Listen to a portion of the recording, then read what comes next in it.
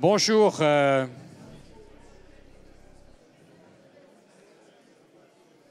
Bonjour à tous. Nous sommes jeudi 31 août 2017 et donc nous ouvrons les 13e rencontres de la Baule avec beaucoup de plaisir. Certains sont des fidèles, des habitués, d'autres peut-être nous rejoignent. La Conférence nationale des URPS organise avec les ARS également ces rencontres dans un esprit très ouvert, très constructif. Et d'ailleurs, nous n'avons pas eu peur ni des mots, puisque nous avons intitulé nos rencontres cette année « La médecine libérale au sein d'un nouveau système de santé ». Vous voyez qu'on est à la fois ambitieux. Voilà, on a un temps sympathique, beau et frais, et tout à fait ce qu'il faut pour entamer des discussions riches et constructives. Et bien entendu, nous animerons avec Philippe ces rencontres jusqu'à demain soir, jusqu'à la conclusion par notre ministre. Et sans plus attendre, je demande à Philippe Boutin, président de la CNURPS, d'ouvrir ces rencontres. Merci à tous. Oui, bonjour à tous. Bonjour pour ces 13e rencontres de la Baule, ça a été dit tout à l'heure, qui sont toujours un succès, du moins je le souhaite. Encore pour cette année, on fera les comptes à la fin de ce week-end. Mais c'est un succès parce que cette année, nous avons l'honneur de recevoir Madame la Ministre pour sa première intervention de rentrée et ça signe bien l'importance accordée par les pouvoirs publics à cette rencontre et ce week-end. Je remercie bien évidemment tous les autres participants puisque nous avons ici présent Nicolas Revel, nous avons Cécile Courrèges qui viendra ouvrir la journée de demain matin. Nous avons beaucoup de participants de qualité et je les salue bien et je les remercie d'être présents.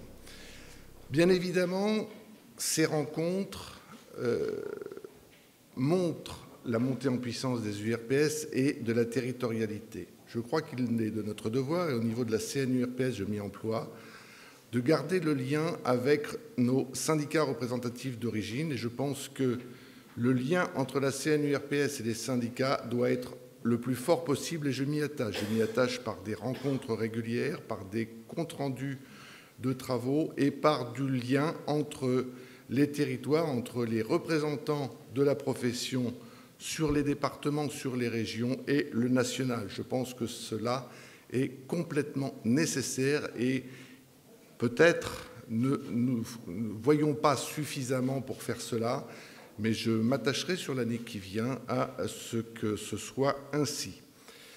On va tout de suite donner la parole, ce n'est pas moi la vedette ici, c'est le travail, c'est les tables rondes.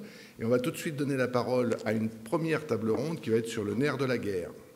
Le nerf de la guerre, c'est le financement, bien sûr. Alors on va parler RAC, on va parler lien entre AMO et AMC. Il y a plein de spécialistes qui vont en parler bien mieux que moi. Donc je leur donne la parole après une toute petite précision. Demain, nous allons avoir la ministre, je vous l'ai dit en introduction. Ça nécessite d'avoir une rigueur toute particulière sur le plan du port de badge, sur le plan de la sécurité, bien évidemment. Donc, je vous fais confiance pour suivre à la lettre les recommandations d'Isabelle Rioux et de Marjorie pour que tout se passe au mieux. Bons travaux et bon week-end. Philippe.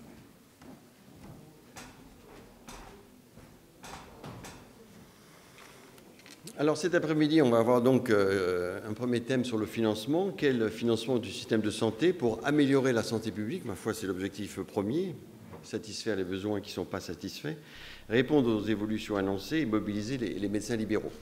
Et puis la deuxième table ronde, ce sera sur les nouvelles technologies et le colloque singulier. Donc le programme est particulièrement chargé. Alors je vais vous faire une petite présentation pour planter un peu le décor sur le financement. Ensuite, Frédéric Bizard, qui est économiste, nous donnera son point de vue. Finalement, quoi financer, comment le financer, et qui décide de quoi? Donc c'est manifestement les bonnes questions.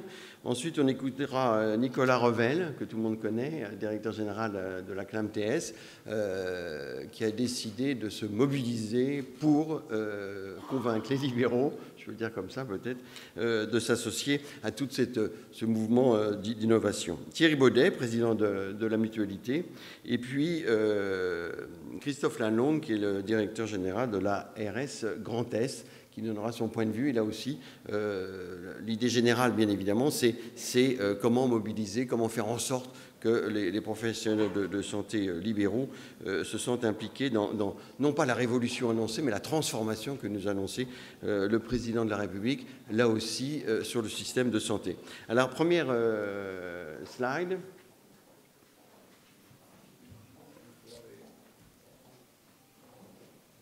Non, alors c'est pas Frédéric Bizard, il y avait des slides, Philippe Leduc, Philippe Boutin, Philippe Leduc et Benoît Péricard.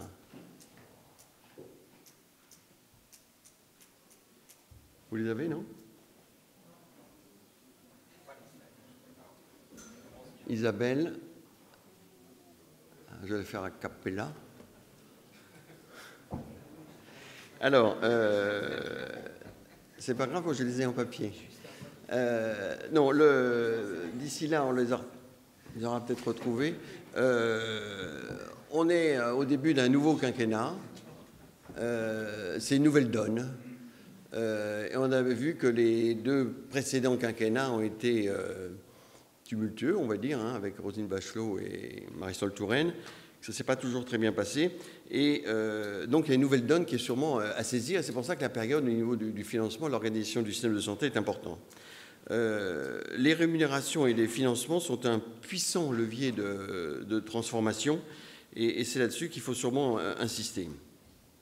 Alors, si on veut caricaturer un petit peu, on sait qu'on a un très bon système de soins, mais le financement du système de soins est aujourd'hui coûteux, avec des doublons, tant au niveau de l'assurance maladie obligatoire qu'avec les complémentaires.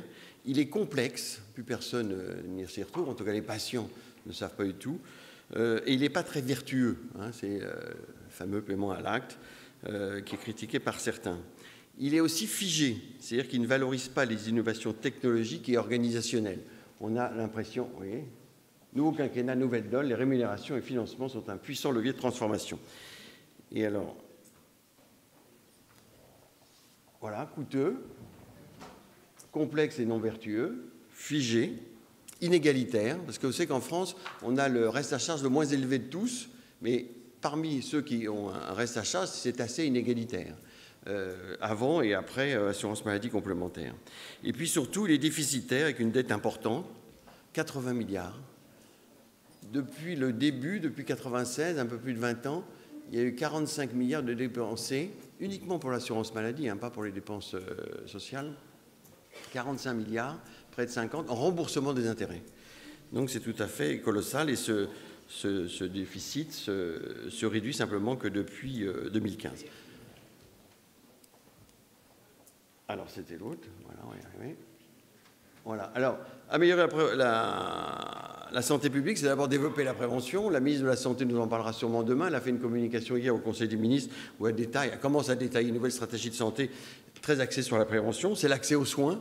On voit bien qu'il y a une difficulté d'accès aux soins géographiques, financiers, etc. Enfin, accès aux soins qui a l'air de s'aggraver, c'est quand même un souci. Et puis, en France, par rapport aux autres pays de l'OCDE en particulier, des inégalités sociales de santé qui sont très importantes, en particulier liées au reste à charge. Alors, deuxièmement, quel financement du système de santé pour répondre aux évolutions et révolutions annoncées? Alors, vous les connaissez bien, elles sont nombreuses, on ne sait pas très bien comment tout va se mettre en place, on va en parler tout à l'heure dans la deuxième table ronde. Il y a la révolution démographique, les vieux, l'épidémiologique, les maladies chroniques, la technologique, génomique. L'intelligence artificielle nous annonce que des pans entiers de spécialités médicales vont disparaître, les dermatologues, les rhumatologues et d'autres peut-être.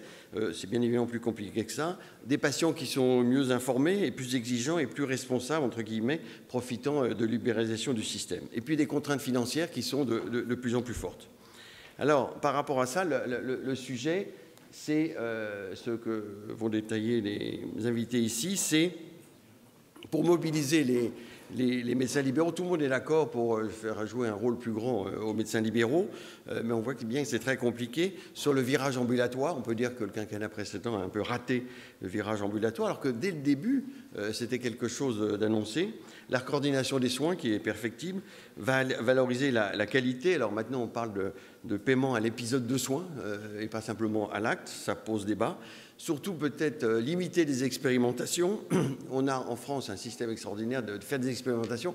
Alors, on se demande si c'est pour reculer, pour mieux sauter, mais enfin, pas RPA, hein, la prise en charge des personnes âgées en risque de perte d'autonomie, les 75 ans et plus payent encore un lourd tribut parce qu'ils ne sont pas dépistés assez, ils se retrouvent à l'hôpital, ils en sortent souvent au moins bon état. La télémédecine, même les sénateurs reconnaissent que les expérimentations ne sont pas très probantes. Le directeur général de l'assurance maladie a décidé de s'y atteler, au moins dans son rapport charge des produits. Donc faciliter les innovations organisationnelles et technologiques et surtout peut-être fixer des objectifs clairs aux professionnels de santé, à eux de proposer des solutions, et c'est toute la difficulté de faire monter, pas 100 fleurs, 1000 fleurs, mais enfin de faire monter et d'associer. Et si les professionnels de santé ne sont pas associés, c'est sûr qu'on n'ira pas très loin. Et c'est toute la difficulté avec des professionnels de santé libéraux, comment faire en sorte qu'il y ait des plans qui se construisent. Donc en conclusion, coûteux avec des doublons, faut sûrement regrouper. Il y a 3 grands régimes, le régime général, le régime agricole, le RSI. Alors, le RSI, d'ailleurs, ça y est, il va passer, paraît-il, vers le régime général. Il y a de nombreux régimes spéciaux. Au total, il y a 86 opérateurs qui gèrent 14 régimes obligatoires d'assurance maladie, sans une caisse primaire. Bon, on a regroupé les régions, il y a toujours autant de caisses primaires. Clarifié à MOMC, vous savez qu'il y a 2 opérateurs qui remboursent la même chose, donc ça fait des frais de gestion, éternel débat. Thierry Baudet nous dira ce qu'il en pense. Complexe et non vertueux, donc il faut sûrement simplifier. Le débat de la rémunération et la qualité. Figé, il faut valoriser les innovations technologiques et organisationnelles, là aussi responsabiliser, contractualiser, évaluer et adapter. Inégalitaire, alors en particulier sur l'optique, l'audio et l'optique, le dentaire et l'audition, où le président de la République a dit que grâce à la transparence et la concurrence et 3 contrats types, on arriverait à quelque chose qui serait moins inégalitaire. Et puis déficitaire, avec une dette importante qui ne se réduit, je l'ai dit, que depuis 2015. Alors vous savez qu'aujourd'hui, il y a une couverture maladie universelle, donc faut-il un financement universel, une fiscalisation, on n'en parle pas, vu que c'est une augmentation de la CSG avec une diminution de la taxation du travail, diminution des cotisations salariales, et est-ce qu'il faut instaurer un déficit zéro? Voilà, pour débattre de tout ça, donc, on va commencer par Frédéric Bizard. Alors il a promis qu'il ne dépasserait pas 10 minutes. Il tient toujours ses engagements. Quoi financer, comment financer et qui décide de quoi?